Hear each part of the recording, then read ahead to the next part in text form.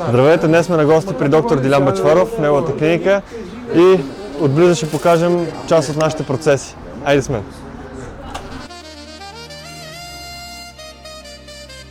Как си? Радвам се те видя. Добре дошъл. Пациента чака на стола. На стола ли? Да. Айде, да го видим. Здравейте, днес ще ви покажа един случай, който работихме с моя зъботехник Иван Рълев и в който постигнахме един изумителен резултат, а преди всичко нека видим какво сподели Павлин Михалев пред нашата камера. Бяха ми поставени 10 импланта, 28 циркониеви коронки, 7 корenoви лечения. Това е зъботехника ми. Здрасти, Павка. Аз те познавам предварително. Запознат съм с цялата ситуация и това, което трябва да свършим. Така, на цвят. Чета му е супер, той се е подмладил. Да, На 20. да. Последната е Ще успия навътре. Да дойде насам. Принцип, ето този, както е сниман на преопа, е кучешкия. Тук може би трябва да се изкара малко, ето това тук в екзизално навънка леко. Виждаш ли тук къде му липсва? Да. Мога ли да кажа нещо накрая?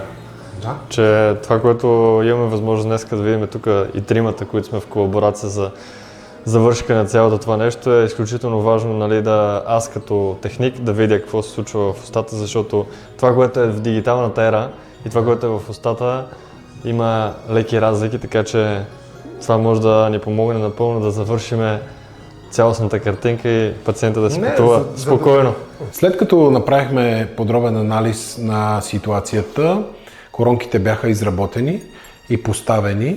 Ето може да видите и на снимките колко добре стоят новите зъби в сравнение с предишните. Предишните зъби се вижда как горните леко слизат надолу, тъй като надолу на челюст той не е имал дълго време дъвкателни зъби, вследствие на което горните зъби са прораснали, което е много важен детайл, за да може, когато човек се усмихне, да се виждат изравнени и хубави бели зъби. Хората предпочитат и възприемат техните зъби в по-добра позиция, отколкото да имат абсолютно нови по форма и големина зъби. Това златно правило го вложихме и в този случай.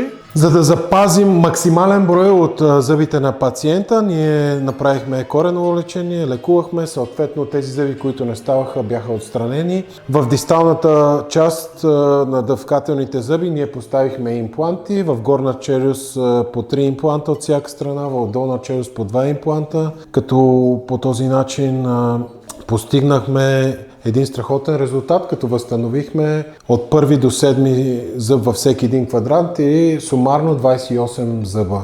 Пациента отново се радва на една страхотна усмивка. Какво по-хубаво от това да видиш един щастлив човек? Мога да кажа, че съм изключително доволен и очарован от постигнатия резултат.